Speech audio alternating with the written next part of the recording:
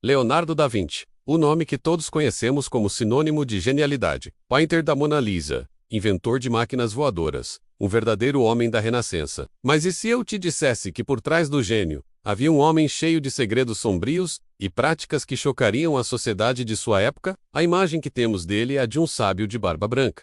Mas a realidade era muito mais complexa e, por vezes, perturbadora. Prepare-se, porque hoje vamos desvendar os segredos mais obscuros de Leonardo da Vinci.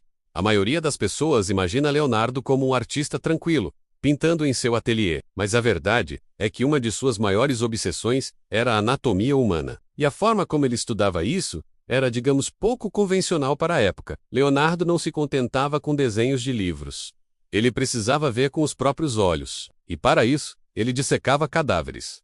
Dezenas deles. E onde ele conseguia esses corpos? Bem, muitos vinham de hospitais, eram indigentes ou criminosos executados. Ele trabalhava à noite e, eilas do vilas, cortando e explorando cada músculo, cada osso, cada órgão. Imagine a cena.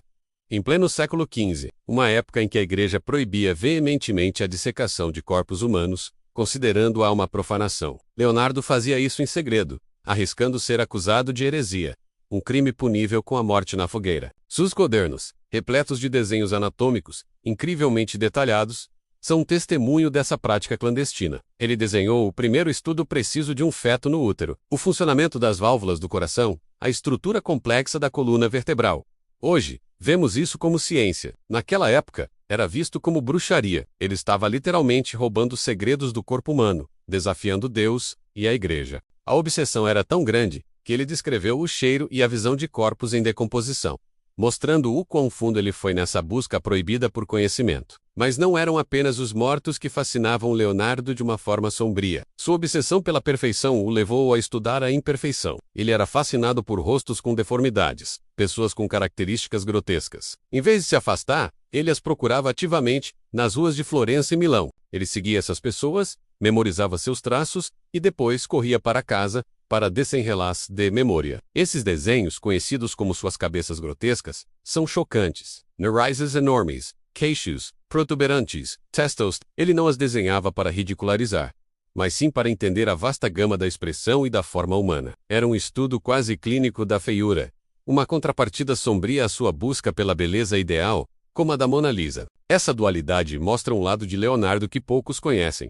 Um homem que via beleza tanto na perfeição, quanto no que a sociedade considerava monstruoso. Outro ponto polêmico na vida de Leonardo era sua sexualidade. Em 1476, aos 24 anos, Leonardo e outros jovens foram anonimamente acusados de sodomia. Na Florença renascentista, essa era uma acusação gravíssima, com penas que iam do exílio à morte. O caso envolvia um prostituto conhecido Jacopo Saltarelli. Embora Leonardo tenha sido absolvido por falta de provas concretas e, provavelmente pela influência de famílias poderosas, a acusação deixou uma marca indelével em sua vida. A partir desse episódio, ele se tornou extremamente reservado sobre sua vida pessoal. Ele nunca se casou, não teve filhos conhecidos, e cercou-se principalmente de jovens aprendizes do sexo masculino, como o Salai e Francesco Melzi, que se tornaram seus herdeiros. A natureza exata de seu relacionamento com esses jovens é um mistério até hoje, mas essa ambiguidade e o escândalo inicial alimentaram séculos de especulação sobre um lado de sua vida que ele se esforçou ao máximo para manter escondido nas sombras. E que tal falarmos de suas invenções? Pensamos em máquinas voadoras e projetos grandiosos, mas muitos dos seus maiores contratos eram para criar armas de guerra. Leonardo trabalhou para alguns dos tiranos mais cruéis da Itália, como César Borgia, filho do Papa Alexandre VI. Para eles, ele não desenhava anjos, mas sim tanques de guerra, canhões de múltiplos canos, foices giratórias para ceifar soldados inimigos e até mesmo projetos para submarinos de ataque. Ele se apresentava aos seus patronos como um engenheiro militar, um mestre da destruição. Em suas cartas, ele descrevia com entusiasmo a eficácia mortal de suas criações. É um paradoxo perturbador. O mesmo homem que pintou a Última Ceia, uma das imagens mais sagradas do cristianismo, também projetava máquinas para causar o máximo de carnificina. Como ele conciliava essa busca pela beleza e espiritualidade com a engenharia da morte? Esse é um dos segredos mais profundos de sua psique. Além disso, seus cadernos revelam uma mente que beirava a paranoia. Leonardo escrevia da direita para a esquerda, em escrita espelhada. A maioria dos historiadores acredita que isso não era apenas porque ele era canhoto e queria evitar borrar a tinta. Era também um método de codificação, uma forma de proteger suas ideias de olhos curiosos e de possíveis ladrões de patentes. Ele vivia em uma era de intensa competição e espionagem intelectual. Seus cadernos eram seu bem mais precioso, contendo não apenas seus estudos artísticos e científicos, mas também seus pensamentos mais íntimos, suas frustrações e até mesmo suas listas de compras. Essa escrita secreta era uma barreira, um reflexo de um homem que, apesar de estar no centro da vida cultural da Renascença, sentia a necessidade de se esconder à vista de todos, protegendo zelosamente seu mundo interior. E o que dizer de suas pinturas? Elas também guardam seus próprios mistérios. A Última Ceia, por exemplo. Por que Judas está na mesma mesa que Jesus?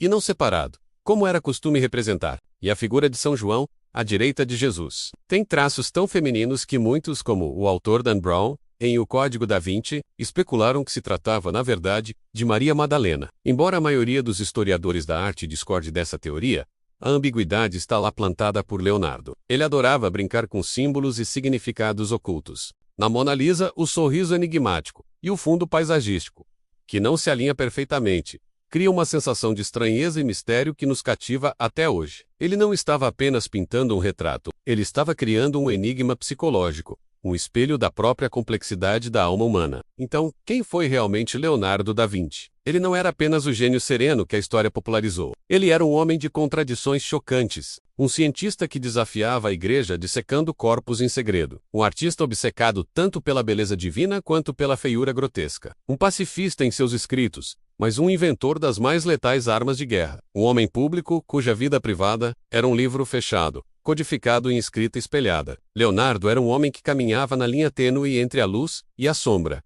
entre o sagrado e o profano. E talvez seja exatamente essa complexidade, esses segredos perturbadores, que o tornam tão fascinante. Ele não era um santo nem um demônio, mas um ser humano em sua forma mais brilhante e curiosa e, sim, sômbria. Ele nos mostra que muitas vezes, os maiores gênios são também os que guardam os segredos mais profundos. Obrigado por assistir e mergulhar comigo nesse lado oculto da história. Se você gostou de desvendar esses mistérios, não se esqueça de deixar o seu like, se inscrever no canal e ativar o sininho para não perder os próximos vídeos. 8 Proxima.